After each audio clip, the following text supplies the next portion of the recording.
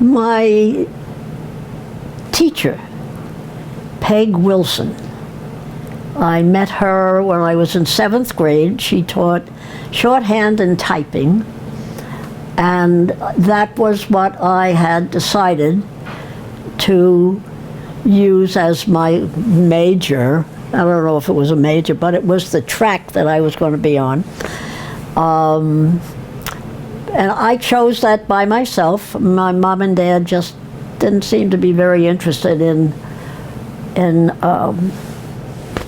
what I was doing. Mm-hmm. So I chose the major, and in 7th grade, shorthand and typing, and met this wonderful, wonderful woman, Peg Wilson, who became my chosen mom. We knew each other all through high school, all through school, and when I wanted to go to Pratt Institute, the art school in Brooklyn, I did my test. There was a test. You had to do perspective and stuff like that, and I sat at her window. She rented an upstairs flat in Lynbrook, Malvern, and I sat there and I did my test, and we were friends until both of my kids were born, and Laura was probably, I guess I didn't see much of her after 68, 64, but she, and if we want a celebrity, it was Eleanor Roosevelt. When I was denied for the credit card, I was actually, I don't know if I was in a bank. It must have been a bank, because it had to have been a bank. Yeah, I guess it was. I just sat there quietly for a few moments, and then I said I want a credit card. And I just wouldn't leave. I kept saying, come on, I'm the one that's earning the living here. I'm the one, the income is from me. I want a credit card. I finally got one, and I opened a bank account in my own name.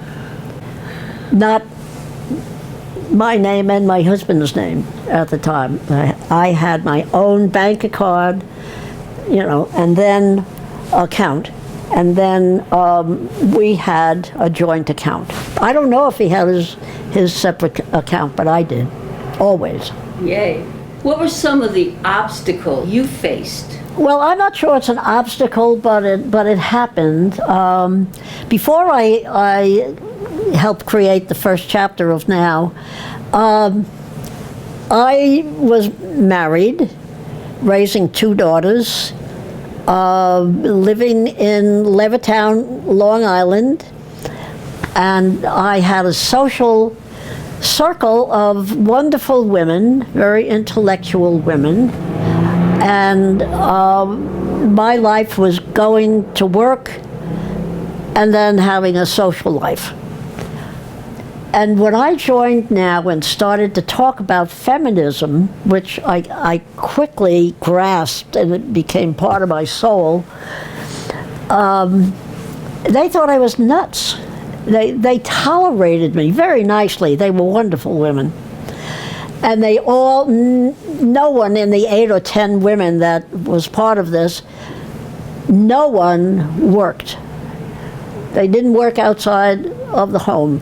They raised their kids, they cooked the meals, they went to the beach, and I would do the same thing. I'd go to the beach with them because my shift was later in the day at the newspaper. And so the first couple of years, they thought I was crazy. And then finally, I never stopped flapping my lips. I didn't care what they thought. I kept talking. And all of a sudden, things are happening with the women. Matilda Feldman went to school and got a social work license.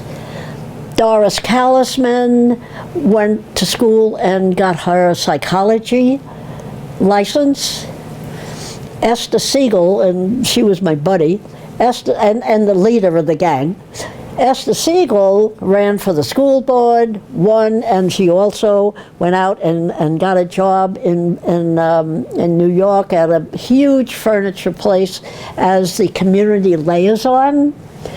Hilda Tax became a master bridge player and would go travel to different tournaments. Millie Sowell, she opened a kitchen store, anything that you needed in the kitchen. Beautiful store out on the island. And let me see, who else? Barbara Marks and I opened an art gallery called Beyond the Blue Door.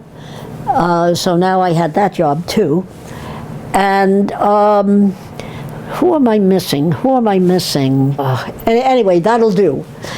Everybody got out of the house and did what they wanted to do and became wonderful feminists. Just great. And then there was consciousness raising, feminist consciousness raising, which I developed in New York City. And then I brought it out on the island, and the technique, and mine was a political consciousness raising, feminist consciousness raising.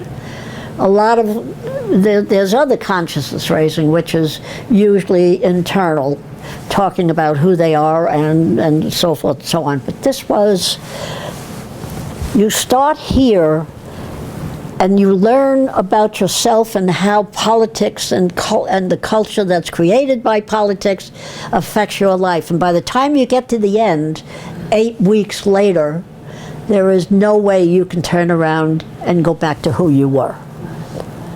If you do the 8 weeks that I designed, you're going to be a dedicated feminist. And when I lived out here, I did consciousness raising for 9 months on the Hill in Palos Verdes, different groups. I had 3 groups at different nights, and then I had 4 groups during the week, and went through dozens of women. And a lot of the women did exactly what my social circle friends did. They went to college and became an attorney, they became a doctor, somebody wanted to act. I mean, it was amazing what happened up on the hill in Palos Verdes. So that in California. Gave them power. That gave them power. Yes. Yeah. A lot of divorces too. Wow. That wasn't my intent, but yeah. The women found out that they weren't valued for who they were. They finally understood that they were the gatekeeper, they were the nurturer, they were the cook, they were the cleaner, and their dreams weren't even being addressed.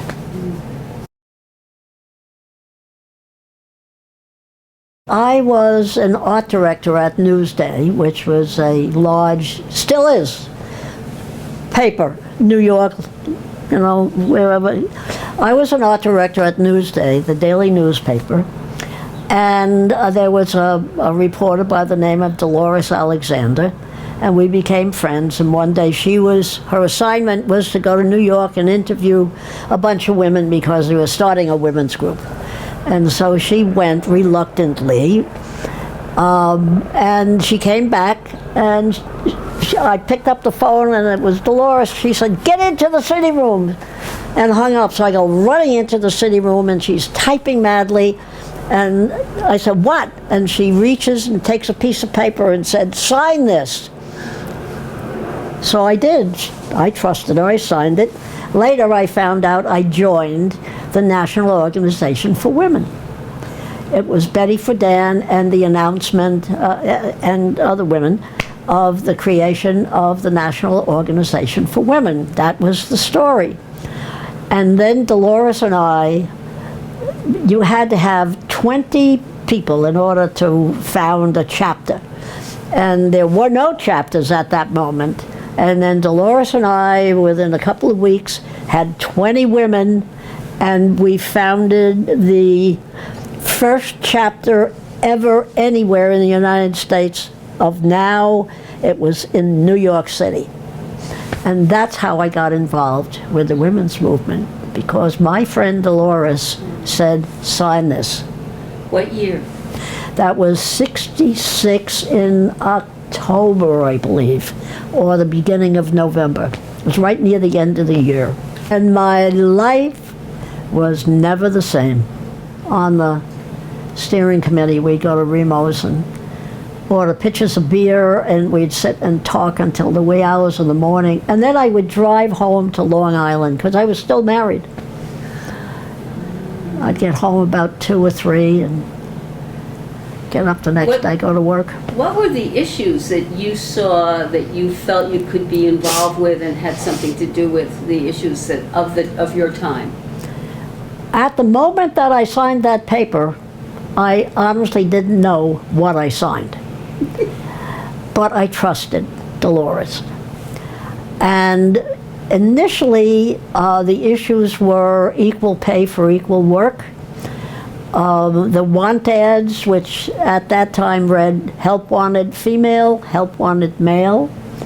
And of course, female was 99% receptionists and secretaries. And all the other jobs were on the male side. So that was a big issue, and so was the pay.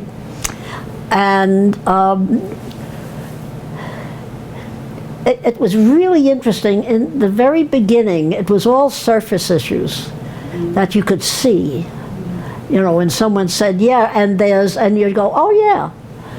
But we quickly, within a year, we were starting to go under the surface and look at other issues. You know, women couldn't buy birth control. They couldn't get rid of an unwanted pregnancy, even if it was contrary to their life. Women didn't really own their own bodies. And T. Grace Atkinson was a member of my chapter, and she became a philosopher by going to school. I didn't know philosophers could do that. I thought you were or you weren't. I didn't know you went to school to be a philosopher. But she was, and she's the one that came up that women have a right, reproductive rights, and to own their own body. She's the one that introduced that issue in Albany when we went up to testify on women's access to the right kind of medical care, pregnancies, and anything that had to do with a woman's body. She introduced that day a women's right to choose and reproductive rights for her body. It was historic. And that was the New York chapter of NOW. Tell me about the Statue of Liberty takeover. Oh, that was a lot of fun. And a good message. You know, if you have the kind of mind that's flexible, you will find wonderful moments that you can take off from. And that happened to me around the end of July in 1970. I was at that time president of the New York chapter, and we were at a meeting, and then later we went down to our favorite bar down in Greenwich Village in New York at Remo's, and we're sitting there, and I said, you know, where was Pat and her partner tonight? They're never missing. I hope they're okay.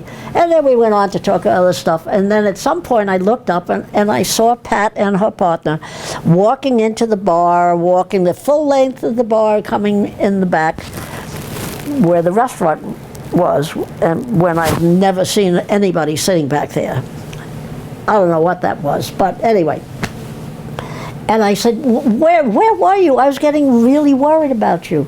And she said, we're going to blow up a statue. I said, wait a minute, what are you talking about? She said, we're going to blow up a statue that we pass every night in Queens when we're driving home. And I said, well, what? She said, well, it's this bigger-than-life Greek god-looking male with a loincloth and rippling muscles and hair, long hair blowing in the wind, and he's looking off into the night, and he has a spear, and it's around the head of a serpent, and it's the head of a woman, and it's called Civic Virtue, and we're going to blow it up. And I thought, holy moly, it sounds like they really do want to blow it up. So I said, I decided right then and there, they would go to jail. They would go to jail. I can't afford to lose them. They're great workers. You know, so I said, oh, no, that's small stuff. If you want to make a statement, let's make a big one. Okay, what do? We'll take over the Statue of Liberty. And they said, okay. And they sat down. We didn't discuss it at that moment, and we continued with the beer. The next day, I'm sitting in my office, my phone rings fairly early, and it's Pat. I say, hey, Pat, how you doing? She said, when's the meeting? I said, what meeting? She said, to take over the Statue of Liberty. And I thought, oh, God. Oh, God, she remembered. And so I thought, well, you know, at least we'll have a meeting and she can talk about the other statue and, you know, get it out of the system. So I called a meeting, and women showed up. They showed up.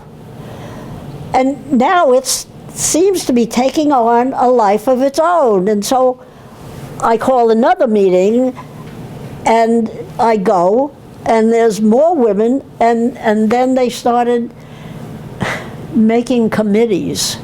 And once you make committees, it's going. So there were a number of weeks, and on August 10th, 1970, a group of women, including myself and Pat did a great job. She was the one that did the research, how wide was the pedestal, you know, how do you get there, blah, blah, blah. So we went over on 2 ferries. We didn't all go on the same ship or boat, whatever it was. It was on the water and it moved. So when we got over there was a group of women that didn't go in a group, but just sort of sauntered up to the pedestal. And at one of the meetings that I attended, they had this big piece of oilcloth laid out, 40 feet. I believe it was 40 feet, that's what they said, and about 3.5, 4 feet high, wide. And I said, what? You're never even going to be able to get it on the boat, because they don't like that, the guards. And they said, well, we're cutting it in pieces and then putting it around a woman's body, and then we're going to put a maternity blouse on her. That was the information I got, and I thought, that's pretty smart. I was involved with a lot of other stuff, you know, leading the chapter, and so the women really did the work. I was just there to keep the herd together. And I had a bullhorn, and we went down, we got on the boats, and we went over there, and the day started. The women that were walking towards the pedestal, they went on, and then this group that was left, they had brought guitars. New York does guitars, and I mean, New York. We were in New York. Okay, they do guitars. And we had written new lyrics to songs, and we're singing, and there was some rolled up, you know, poster board, and they're holding them that they had written. I don't even remember what it said, but it was about women's rights. And we're walking and we're singing, and then at some point, we're there about 20 minutes, half hour, and I happen to look out across the water back towards Battery Park, and I see 3 police boats heading over to the island. And then I see something to the left of them, and a little back, 2 fireboats are also coming. And I thought, oh God, we're gonna go to the federal pen. I didn't even think that it's federal land. You're not supposed to do this. So, okay, so we go on singing and marching, and then in the meantime, the women that went to the pedestal have connected this banner, and they throw it over the rail, and it says, "Women of the World Unite." It was a very thrilling moment to see that on the Statue of Liberty. And finally, the police boat arrived, and the one in the middle is the captain of the boats, I guess. And he's got a bullhorn, I've got a bullhorn, and I'm expecting them to get off and put handcuffs on us, at least those of us that are in leadership. So he gets off the boat and steps on the deck, the dock, but doesn't come up the stairs to the grass part where we are. And he's got the bullhorn, and he goes, "What are you women doing up there?" And I thought, what's a stupid question? It's a big sign, what are we doing? And I said, we're just marching and singing, and marching and singing. And he goes, "How much longer are you going to be?" I said, "Maybe a half hour." He says, "Okay, I'll be here." And I said, "Okay, and I'll be here." And we went on and singing, and then the women came down, and we got back on the boats. Oh, but I forgot how it ended. So we're getting ready to wrap up, and all of a sudden, the police boats put on their whoop, whoop, whoop, whoop, whoop, whoop. And the fire boats, they're shooting off 2 water cannons. And it was like a party. They're celebrating, we're celebrating, and finally we got off and went home. And 16 days later was the first feminist march down Fifth Avenue, where more than 50,000 people showed up. Women, men, baby carriages, strollers, dogs. And as we went down Fifth Avenue, guys had come out of the office buildings, and some women came out, and a couple of guys came out and joined us. But a lot of the men were yelling, taunting us. Like, "Hey, you're not getting any, huh, baby?" I mean, men always go to sex. Yeah. They go to sex. I mean, is that all they think of? It seems limiting to me. So anyway, that was the Statue of Liberty. One of the, if not the, hot button issues that I saw in those early now years. I was struggling with my sexuality because I had my whole life been in love or infatuated with females. Early on, I didn't understand that I was a lesbian. I didn't know that. But over the years, when I was married, it was becoming more and more and harder. It's just harder and harder ignoring who I really was. So in 1969, at a meeting, which we had meetings once a month, and I always advertised what the subject was going to be. I put together a panel called "Is Lesbianism a Feminist Issue?" And there were 14 people on that panel. I was a moderator, so that made 15. And Barbara Love and Sidney Abbott, who were a couple, they were the only out lesbians on that panel, and the only lesbians that I knew were there. I didn't know if anybody else was. I hadn't come out, but I knew that's where I was going. And the fact that I advertised the name of the meeting program, normally I would get 20 or 30 people for a program evening. The place was packed, and we met at a very large church on West 83rd Street with a huge, huge room for social events, really big. It was packed. Women, I mean, just from all over, just came to the meeting, and I thought, oh, I think I've hit a nerve. So it was really a very, very good panel, a lot of good discussion.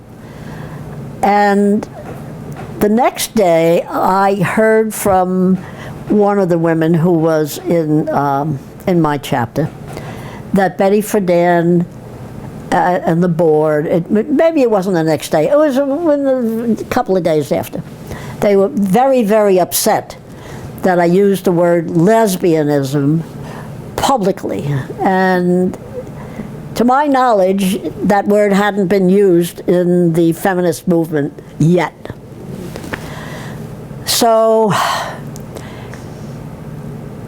that became a very disturbing, naughty word that was now available for conversation in the women's movement.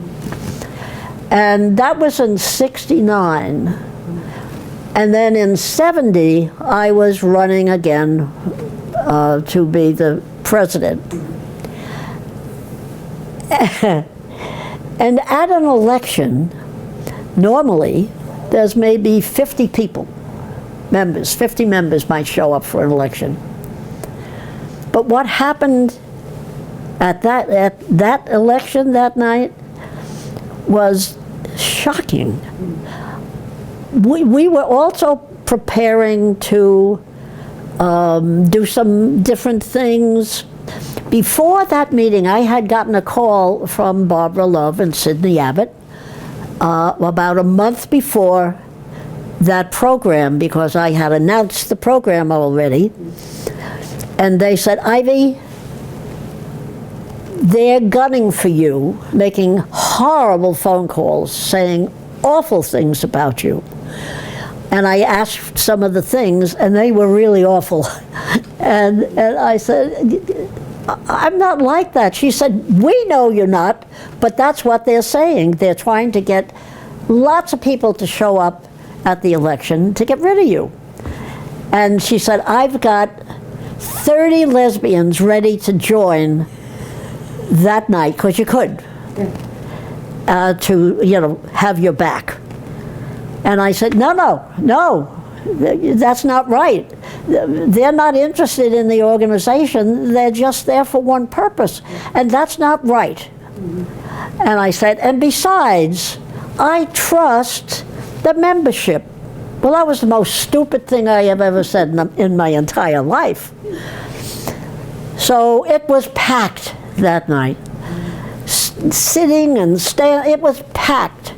And the election went on, and all of my steering committee people resigned so that the only vote that we would be voting on would be me. So that, because you could bullet vote. And they did it to make sure I got all the votes. And that didn't work because there were too many people. I don't even know if they were members. And at the end, the election, I lost by, I thought 4 votes, but I think it was 7. I'm not sure. It was one of those. And I lost to a woman.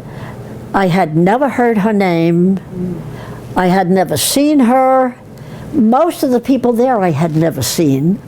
And the woman who became the president, her name was Vivian. That's all I remember. I vaguely remember what she looked like. She was kind of short with black hair. Tiny, tiny. And I lost the election. And to this day, they will not acknowledge that they packed that room with paper members. And they said, no, you just lost an election. Well, that's bullshit. And after that purge, same things were happening in other chapters. The lesbians that were out were being, like, not being treated well, losing elections, blah, blah, blah. And the Kappa was, I was elected to the board that night. And I went to the first board meeting and told them off. I wish I had recorded it. It was great. It was really great. And that was the end. I never went to another NOW meeting anywhere. Well, that's not true. Different chapters invited me to bring my one-woman show and also to come and do a speak. But I never went to a meeting where anything was being discussed. And I decided that month that I would move to California, and so my then partner Helen and I and my two kids and her daughter, we took a trip across the country by car, and I moved to California. And the day that I arrived in California, it just seemed so fortuitous. The national organization was holding their annual conference, the whole country chapters. And when I arrived, what had just happened was that there was a vote, a resolution put on the floor to support lesbian struggles and rights. And I walked in like 2 minutes after the whole conference voted yes, that they would support lesbian rights. And I didn't know what was going on. And we walked in and everybody went, Ivy's here! And they're standing, they're clapping, they're yelling, and I said, what's going on? And they told me. I thought, that was Providence. You lose something over here, for every action there's a reaction. Kaboom!